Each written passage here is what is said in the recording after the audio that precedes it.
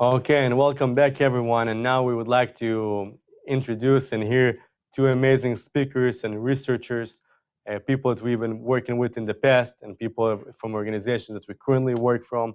The first one would be Mr. Ben Dror Yemini, all the way from Israel, an author of the book Industry of Lies, a researcher and a journalist that will be addressing our audience today. I met Ben Dror Yemini multiple times, let it be in Israel or let it be here on college campuses across the United States. And another amazing speaker, Hadar Sela, that represents CAMERA, the Committee for Middle East Reporting in America from the United Kingdom. And she will also be telling us about the fight for IRA and against anti-Semitism all the way in the UK. So Hadar and Ben Dror, welcome. I'm happy to have you here with us. Nice to be here. Thank you for having us. So, of course, so the first question, and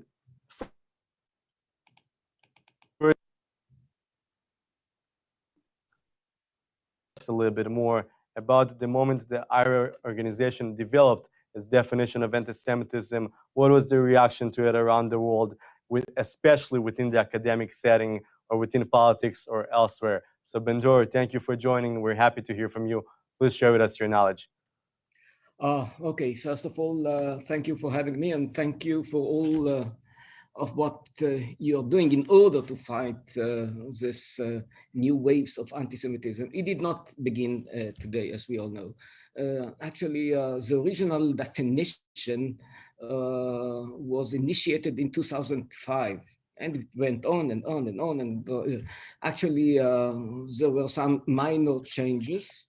And yes, the main problem is that the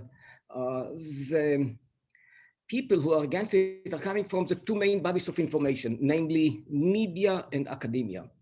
And the main reason that those two bodies are so much against the definition is because we are speaking about, but I'm not speaking about activists. I'm not speaking about the, NGOs like the JVP and others. I'm speaking about something else. I'm speaking about the process of producing the lies and the demonization against Israel, and the bodies are, of course, academia and media. And I'm trying to share with you, with just a minute, I'm trying to share, I want to show you what I'm talking about when I'm speaking about this kind of demonization, which is, I would say, the main component of what we are talking about. Because this is something that, at least to my opinion, something which is not really included right now in the definition. So actually, it's not that there is a problem with the definition from the point of view of we have to limit it because somehow it limits the freedom of speech. So many people say when they are objecting this definition. The problem is the opposite, that the definition does not include the lies against Israel. And when I'm speaking about lies, I'm not speaking about opinions. I'm speaking about blatant lies that are produced by the academia. And I want to, just a minute, if it will be possible, I don't know what happened. I'm trying to share with you the, just a minute. Yeah, no problem. Take your time. Okay. Please share Now with you us your see? screen when you're ready. Okay, now you Yes, see? we do. Okay, I want to show you an example, which is not, it's as you can see, it's only from last February, not long time ago, 2 months ago. And the man that you see here is Noam Chomsky, which I guess is familiar to most of you. And here is Noam Chomsky speaking why Israel is an apartheid state. And when he's talking, he's saying, and I hope you can hear him. Just a minute. When you need it to work, it's not working. I have no idea why. Just a minute. Well, if blacks in the United States were excluded from roughly 90% of the territory by a variety of laws and administrative procedures, I would call it white supremacy.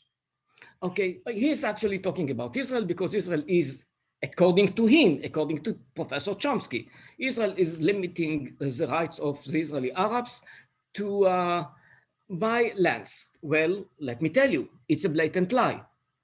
It's a blatant lie. He has no idea what he's talking about. And it keeps on. I must admit that the first time that I encountered this kind of demonization was with an article of an Israeli scholar. He published an article in the London Review of Books, a very prestigious magazine. And according to him, gas chambers are not the only way to destroy a nation. Gas chambers, it rings the bell. It's enough to develop high rates of infant mortality. It was in 2002, 2 years before the first definition of anti-Semitism was launched. And what he's saying actually is that Israel is behaving like the Nazis. But we Israelis have a very sophisticated way to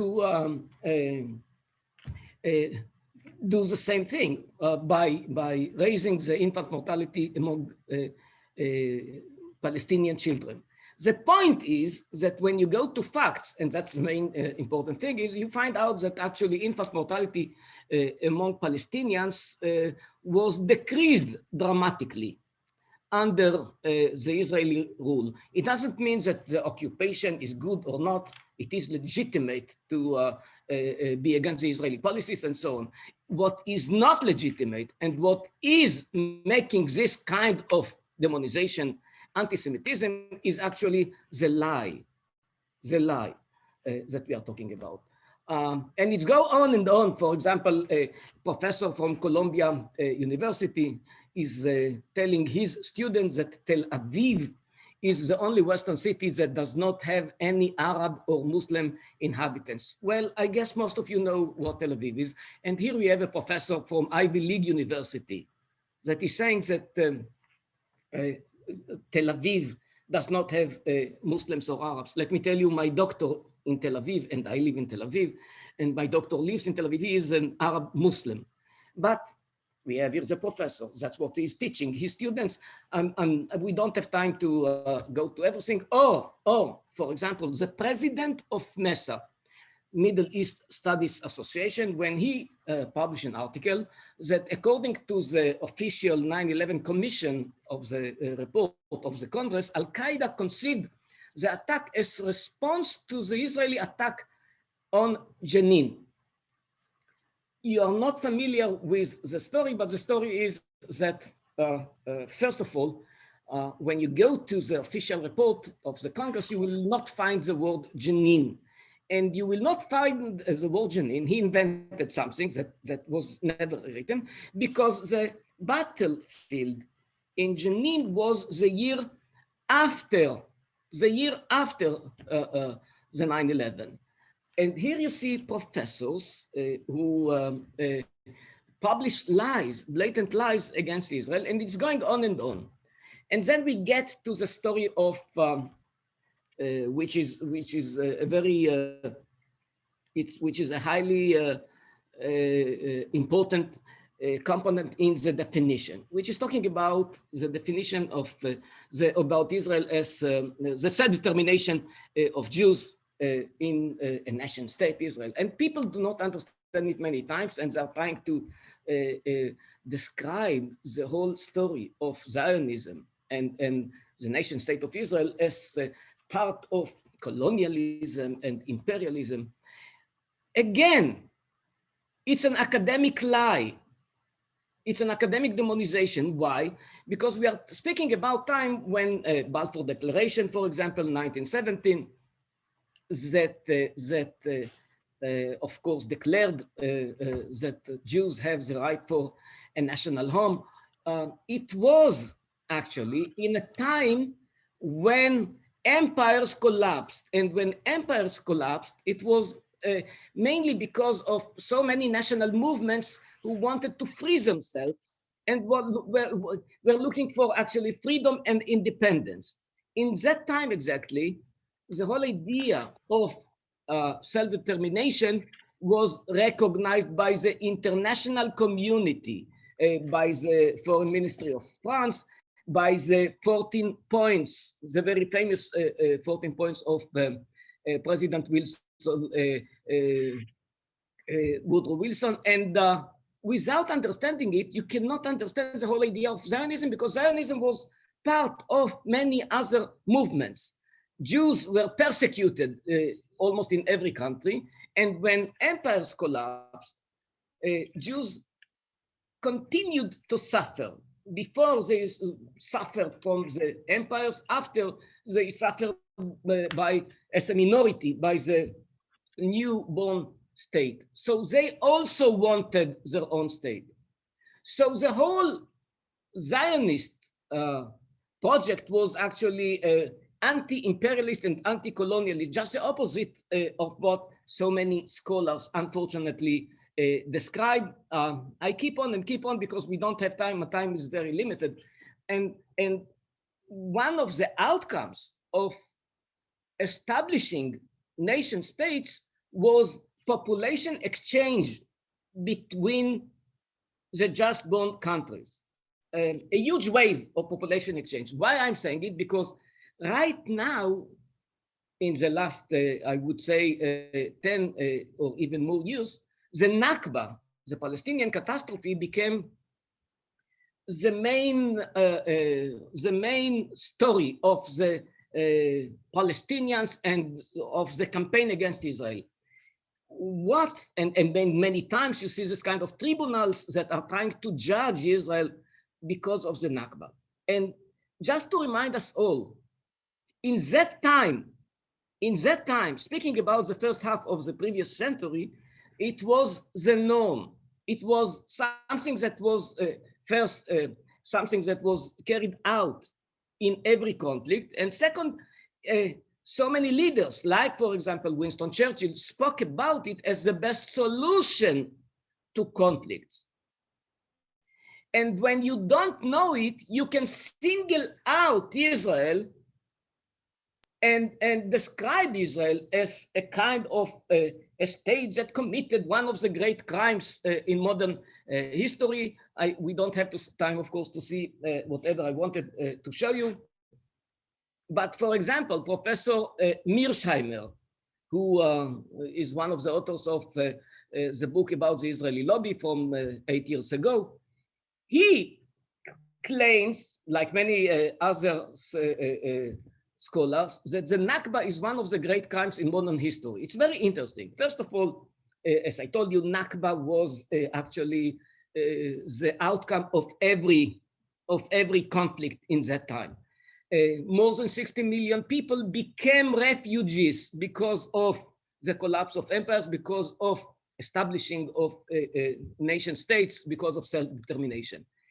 But this person, just in order to show how Israel and how the Israeli-Arab conflict is singled out, he himself recommended in an article that he published in the New York Times that ethnically it was in the 90s.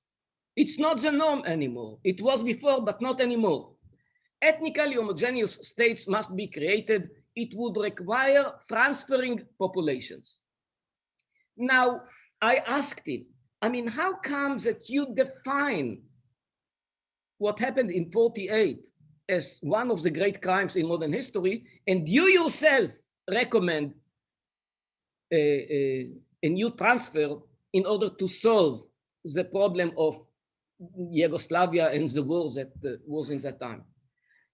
Let me tell you, he, of course, never answered me. Or a very known philosopher, one of the leading philosophers in Italy, who published an article saying when Ahmadinejad, he was the leader of Iran, invokes the end of Israel, he merely expresses a demand that should be shared by democratic countries.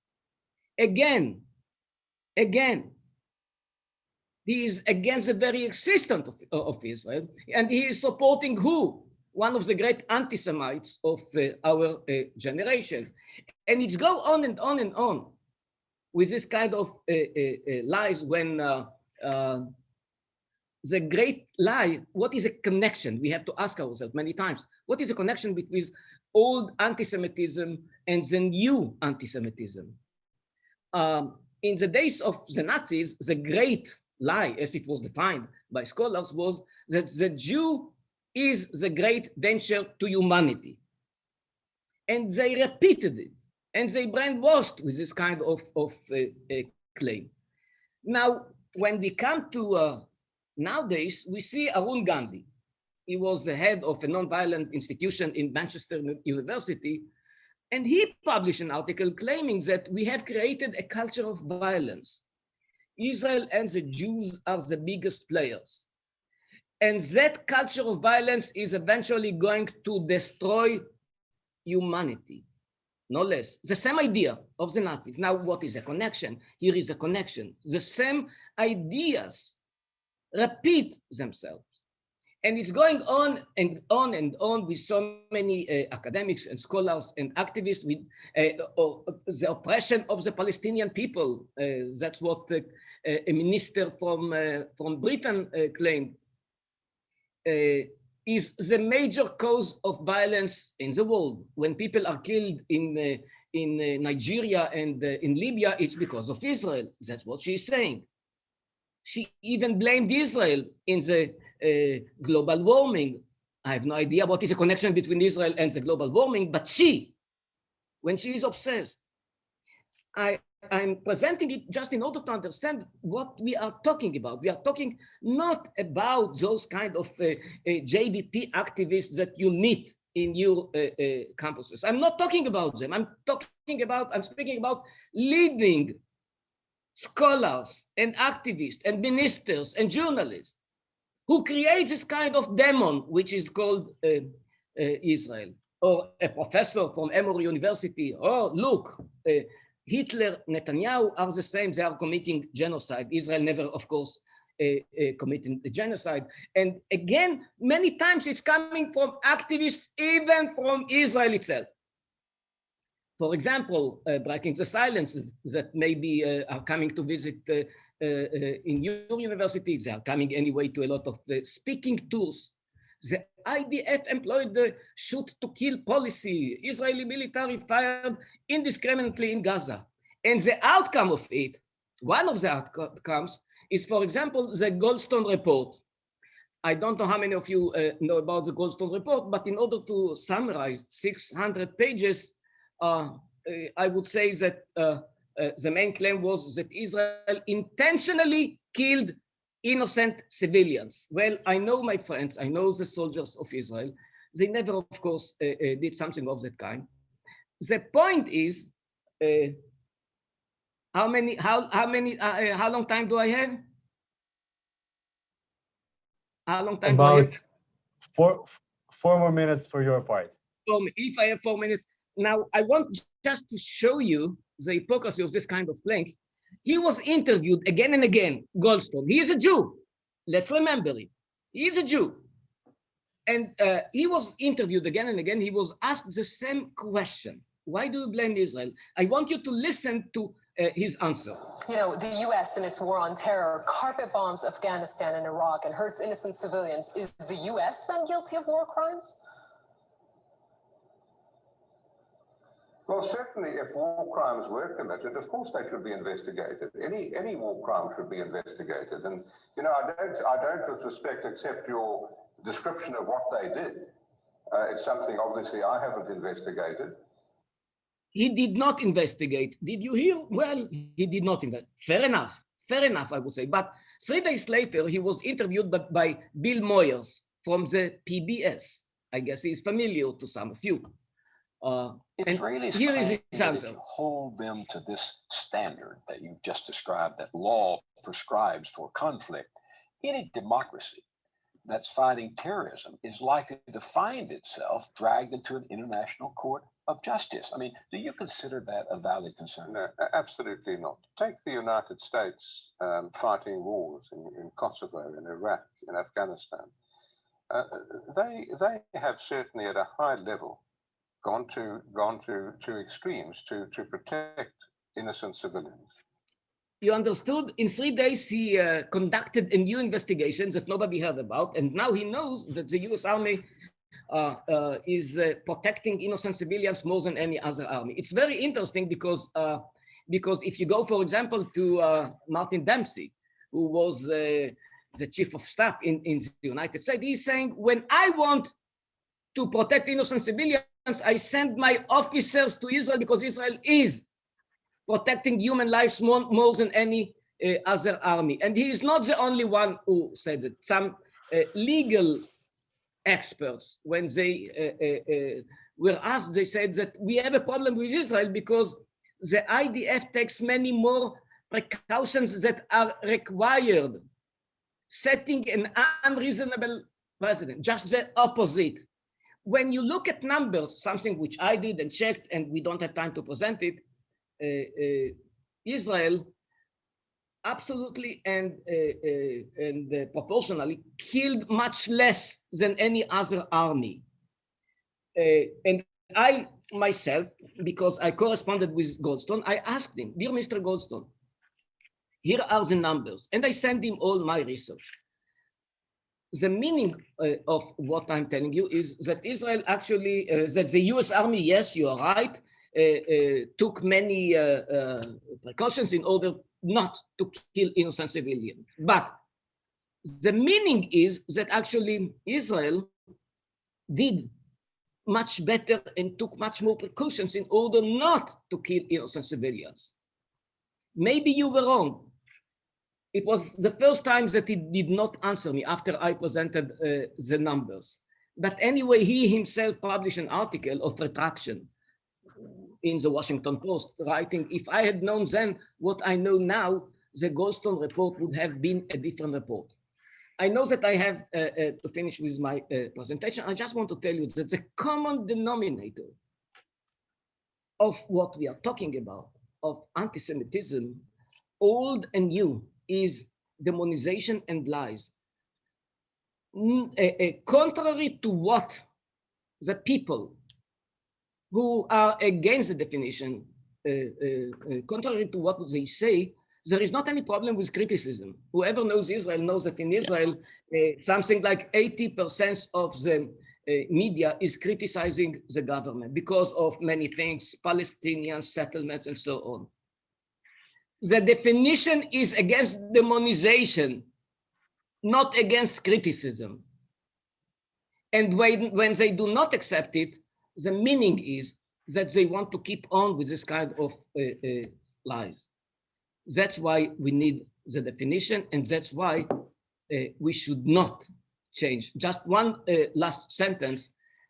We are all living right now in atmosphere when everyone wants to, in a way, widen the definition of racism.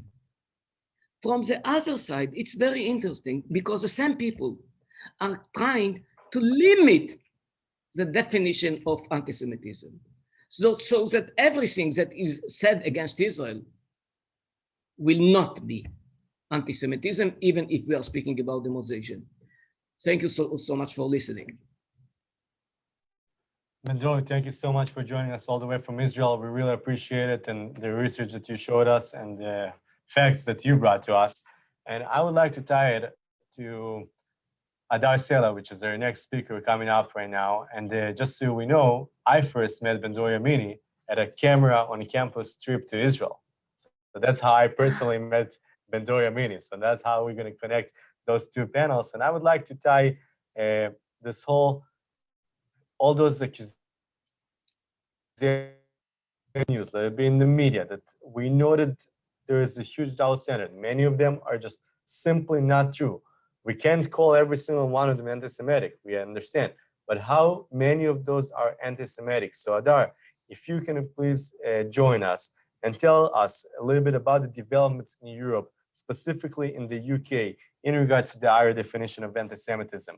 For example, on Sunday, November 29th of 2020, we've seen how The Guardian published a letter titled Palestinian Rights and the IRA Definition of Anti-Semitism. And there was a group of over 100 signers, academics, and other scholars that spoke against the IRA with 7 different bullet points. So Hadar, can you please tell us how all of that ties into anti-Semitism and the IRA definition of anti-Semitism? And so on in the UK or elsewhere? Yeah, sure. Well, first of all, it's lovely to be here. I think it's important, first of all, it's to understand where the IRA definition came from, because its roots are actually in Europe. And the predecessor of the IRA definition was a working definition, a very similar working definition of anti-Semitism, published in January 2005 by a European Union agency called the European Monitoring Centre on Racism and Xenophobia, the EUMC.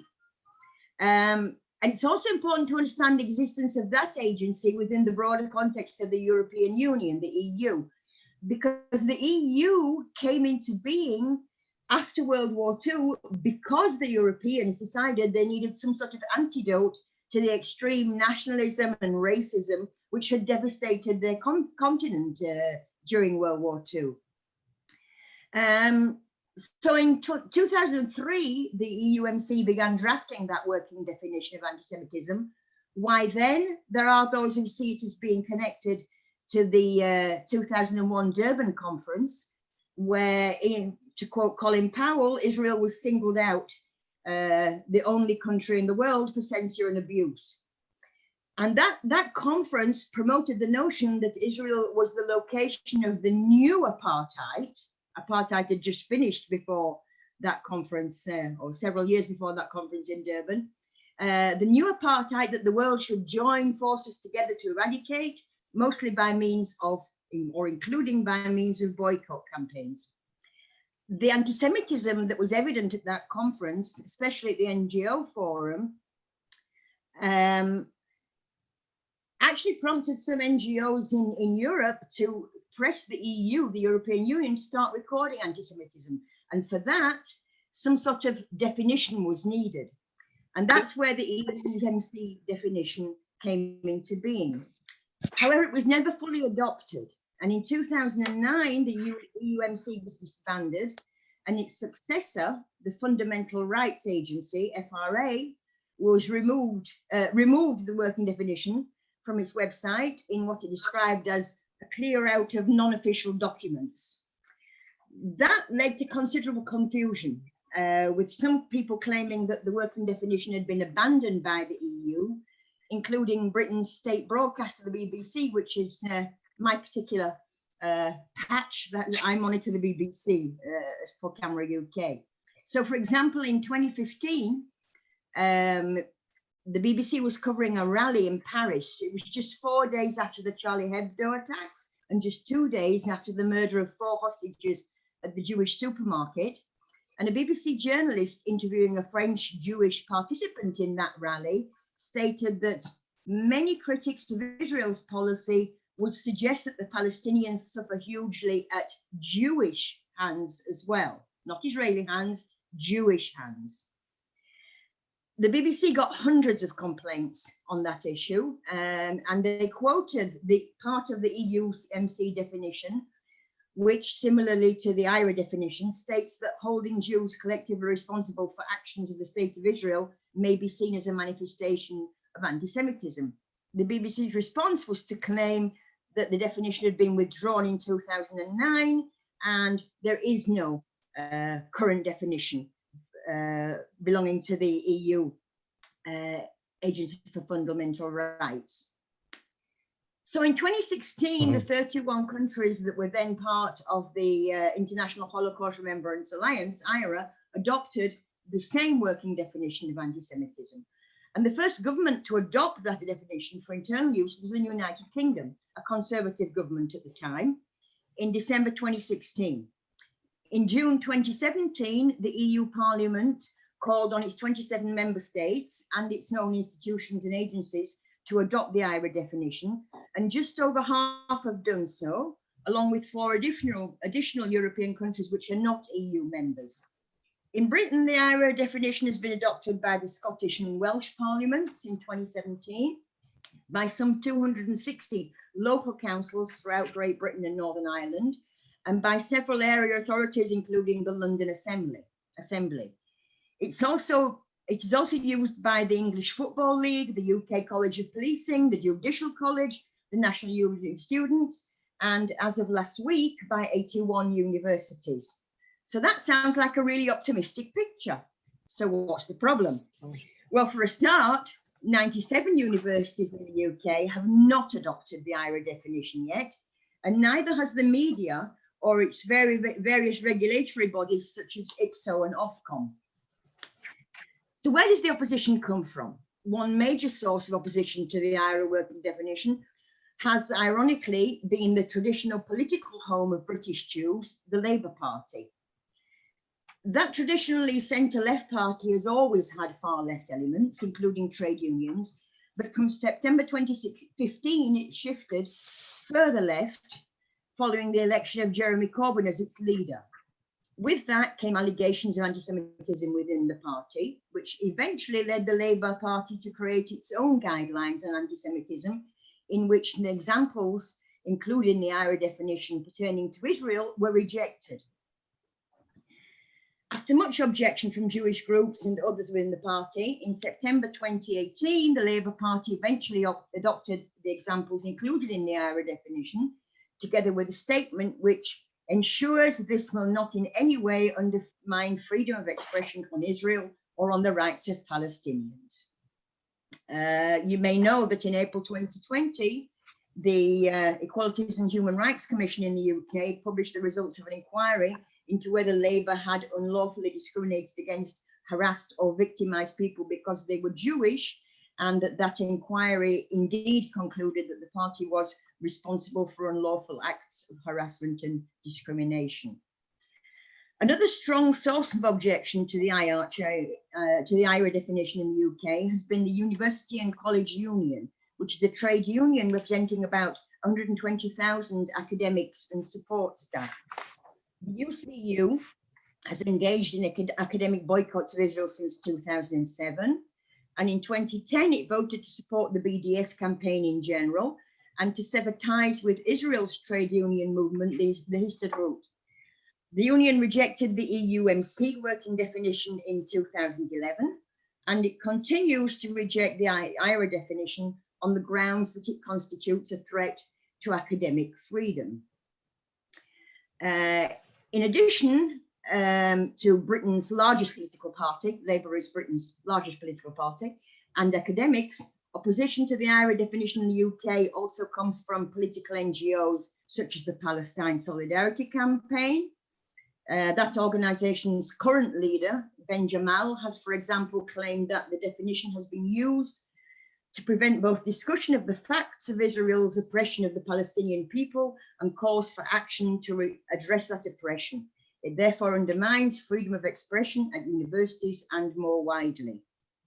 Similar opposition has also been found in some legal circles. For example, Jeffrey Robertson QC, who in 2018 prepared an opinion for the Palestinian Return Centre, which is a UK London-based NGO with links to Hamas, which also includes the claim that a particular problem with the IRA definition is that it is likely in practice to chill free speech by raising expectations of pro-Israel groups that they can successfully object to legitimate criticism of Israel and correspondingly arouse fears in NGOs and student bodies that they will have events banned or else will have to incur considerable expense to protect them by taking legal action. Now, it's important to appreciate that these different groups and different categories of opposition to the IRA definition, they often overlap. A member of the UCU or a member of the PSC may very well be a member of the Labour Party too. And it's also worth noting how often the same names crop up. You mentioned that letter in The Guardian, Ilan, but it's actually quite amusing, in inverted commas, for me, sometimes to see how the same names appear in letters to the press, in academic circles. So why is there opposition to the IRA definition in the UK? In the UK, the opposition has definitely centred on Israel rather than on the other aspects of the definition which relate to Jews themselves. Yeah. And such opposition is often framed as a free speech issue. My personal view is that anti-Semitism is the only socially acceptable form of racism in the UK today. Anti-Semitism has always existed, certainly in Britain. How do I get to many, sorry, many Jews who grew up there in the decades immediately following World War II will tell you that they hardly ever encountered any serious manifestations of it. That changed with the emergence of what some people call new anti-Semitism in the later part of the 20th century, when it became clear that anti-Jewish racism in the UK was not confined mostly to the far right or what I call golf club anti-Semitism. Although Soviet-style anti-Semitism had long existed within the left, it then surged on the side of the political map, which ironically prides itself on holding what today we call progressive values. That new anti-Semitism is inextricably linked to Israel because changing social constructs in the UK in the 60s and 70s rejected old forms of discrimination based on skin color, ethnicity, gender, sexual orientation, religion, and so on. The new anti-Semite can therefore have his cake and eat it. His prejudices can be framed, not least to himself, as progressive values and pro-Palestinian human rights activism. Why does that appeal to the British especially? Well, that's a topic for a whole different discussion. But it's certainly relevant that the British as a nation have an inbuilt affinity for what they perceive as the underdog. The history of leftist politics in the UK is also relevant. The collapse of the Soviet Union in the early 90s saw the British left become a rebel without a cause, searching for an agenda and meaning. The end of apartheid South Africa also had an effect. Many British people of my generation, who are today the politicians and the university lecturers, are to this day convinced that they played a part in bringing about the end of apartheid in South Africa by boycotting South African oranges, for example. And the feel-good factor of that goes some way towards explaining the popularity of the BDS campaign today, even among those who have little understanding of or interest in the Arab-Israeli conflict. It's therefore completely unsurprising that most of the opposition to the IRA working definition in the UK is seen on the left of the political spectrum. It's not surprising that such opposition is so often termed as limitations on freedom of speech, even though the IRA definition does nothing of the sort.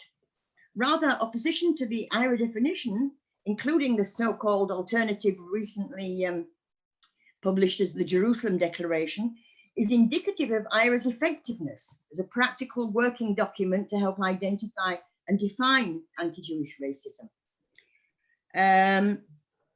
One phenomenon worthy of note is what British academic David Hirsch has described as, or dubbed as the Livingstone formulation, the claim that accusations of anti-Semitism are made in bad faith.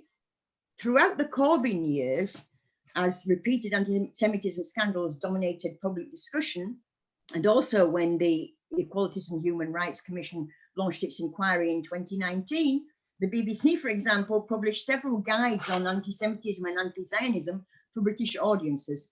All those guides mainstreamed the Livingstone formulation, telling the British public that some say that the Israeli government and its supporters are deliberately confusing anti-Zionism with anti-Semitism to avoid criticism. So what lies ahead in the UK? Well, apparently much of the same. It's very important to appreciate that the UK is still one of the better countries for Jews, but it is also important to understand the trends which make security for synagogues and Jewish schools necessary in the UK in the 21st century and prompt half of British Jews to conceal their Jewish identity in public. It's now a year since Jeremy Corbyn was replaced as leader of the Labour Party, but according to a recent poll, 70% of its members still believe that concerns about anti-Semitism within the party, which at the time prompted 40% of roughly 250,000 of British Jews to consider leaving the country, have been dramatically overstated. 49% of the Labour Party members polled believe that Israel is an apartheid state, and 61% said that they support the BDS campaign. Data gathered by the Community Security Trust, which monitors anti-Semitic incidents in the UK, once used to show spikes in the numbers of such incidents when conflicts erupted in the Middle East, for example, at the time of Operation Cast Lead in 2009 or Operation Protective Edge in 2014.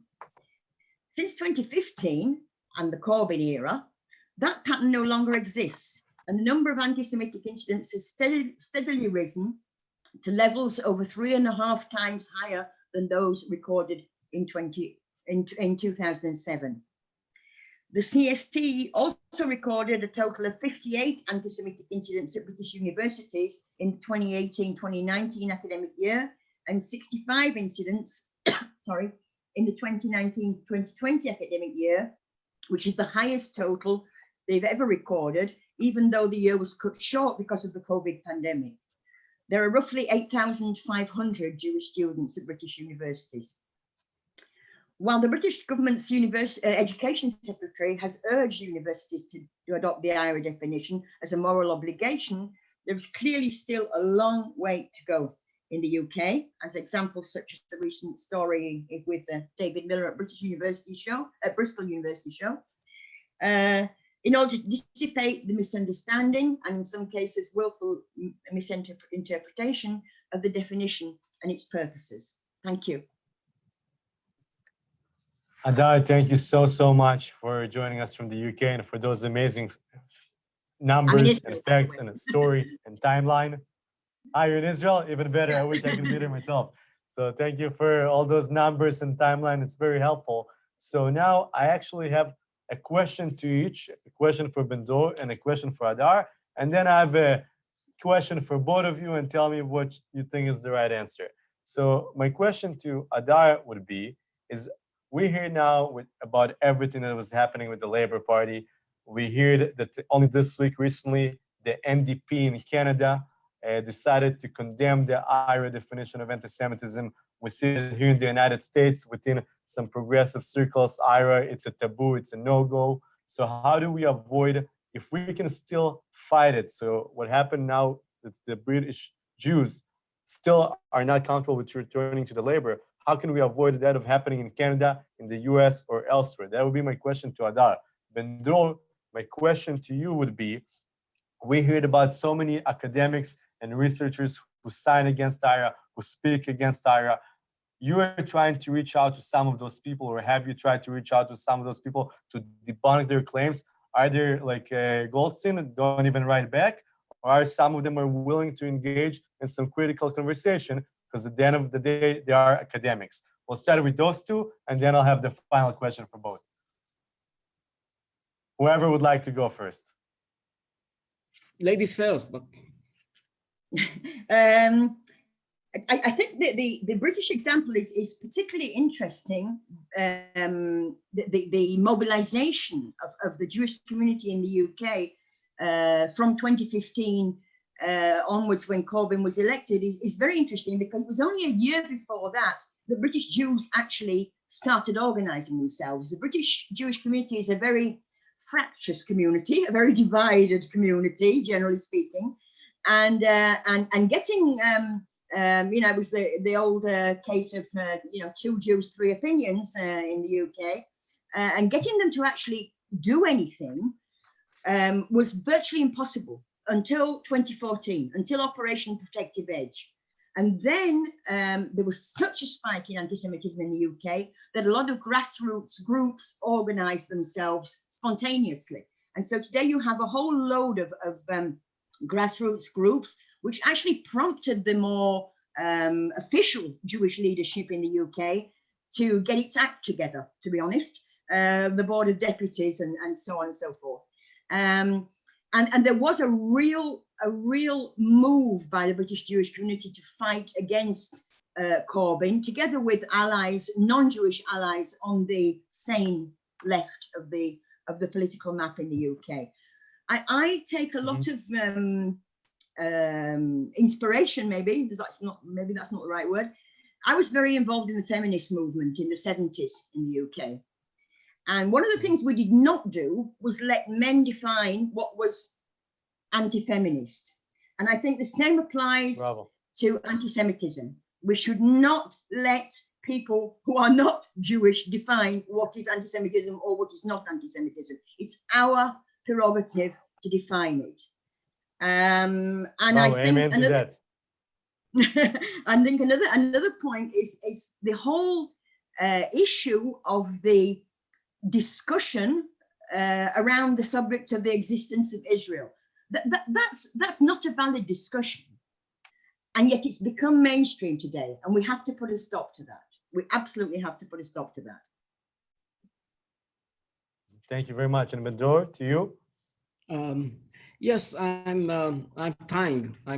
I do my best in order to have a kind of dialogue with the people who are against the definition, and they repeat the same kind of arguments again and again, like limiting the freedom of speech and academic freedom, and so on. And when I'm trying to tell them, look, we are not speaking about opinions, because I mean nobody is going to limit an opinion which is based on facts. I mean that's how we are supposed, anyway, journalists, scholars, that's what we are supposed to do.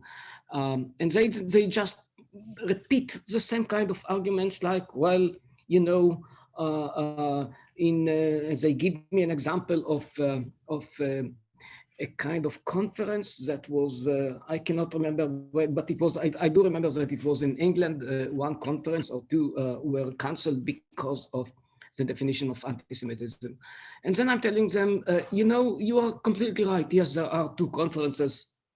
One of them was of a Holocaust survivor who compared between Israel and Nazism, and it is, of course, according to the definition, it is anti-Semitism. And my answer to them is, it's not only that this comparison is a blatant lie. This comparison is a kind of anti-Semitism. This comparison has no base. I mean, when you know the facts, the point is that something like, because of this kind of campaign, BDS and all of this anti-Israeli campaign, hundreds of speakers could not speak in American universities and in European universities because of what they're talking about. How dare you speak about limiting the freedom of speech when actually, when you compare, then it's something like not even 1% were limited because of anti-Semitism or claims about anti-Semitism, and 100 times more Israeli speakers could not even argue their claims. They could not express themselves. So the whole story, again, the arguments, is actually based on distortion of the reality, because in the reality, someone like me cannot even speak in many universities. Someone like me cannot, but if you are coming from Israel and you have, and you are demonizing Israel, and you are spreading lies about Israel, and you are spreading lies about the Israeli army, then you are totally welcome. Nobody is going to disturb you. So the whole story is in the arguments based on lies, and the main one is that the definition is limiting freedom of speech. Never happened. The opposite always happens. Thank you very much. And now the bonus question to either of you. So on October of 2020, the Arizona State University student government voted in support of the Jewish community for the adoption of the IHRA definition of anti-Semitism.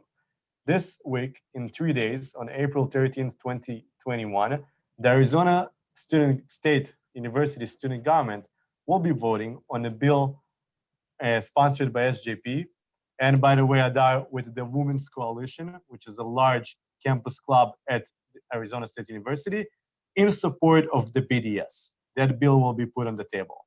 So my question to you two, when we have the same student government that hasn't changed, we're talking about the same students, leaders, that in October voted for IHRA, and now we'll be discussing BDS. One, does it contradict one another? And is BDS anti-Semitic or not? And two, what should those students end up doing, which is the right thing? In my view, BDS is essentially anti-Semitic because, first of all, one of its aims, one of the BDS campaign's aims, is the right of return for Palestinian refugees to Israel, which, for all intents and purposes, means the end of the Jewish state.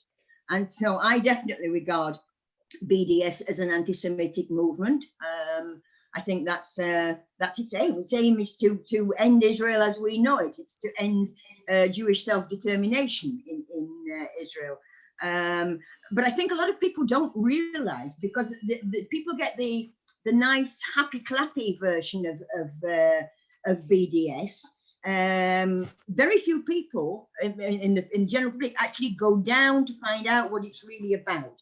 Very few people find out what its founders and its leaders say behind closed, not necessarily behind closed doors, but certainly not on national TV. And I think one of the things we can do is to educate people about BDS and what it really means. And it's not the new 21st century version of not buying oranges from South Africa. It's not. But so many people think it is. And that's what we need to change. We need to educate people. Thank you, Hadar. And Ben Dror, your answer to Arizona State University student government? Yeah, it's very interesting that you're speaking about students' government, because you don't have to go to Arizona and to the students' government in order to understand that actually, when you're speaking, for example, about the EU Parliament that adopted the definition, okay, or recommended at least. Now, the point is, when you check what the Commission is doing and what European governments are doing, they are actually funding so many NGOs that are exactly part of the definition of anti-Semitism. So, and you know, I paid many visits to Brussels to meet with people, with officials of the Commission. And whenever I ask them the question, I mean, how comes that you fund those organizations that are against the very existence of Israel, that are against the right of Jews for self-determination? Not that they are against the occupation. They are not against Ramallah or Gaza, the occupation. They are against the existence of Tel Aviv and Haifa. And you know what they're telling me? The same kind of answer again and again. Look, we don't care about the political agenda of those NGOs. We fund only human rights projects. And the human rights projects is, for example, and it was mentioned by Hadar, the human rights project is, for example, promoting the right of return. And then I'm asking them, look, there are something like only in Europe, only after the Second World War, we are speaking about 20 million people who were forced out from their lands. I mean, there was a Nakba in Poland, in Ukraine, in Germany, needless to say, in Hungary, in many other places. How come that you do not support any NGO that is supporting the right of return of so many other millions in Europe? You know why you don't do it? Because it's always, there are NGOs that are striving for the right of return of ethnic Germans to Poland and to their property and so on. And you know why? Because they all belong to the extreme right, even neo-Nazis.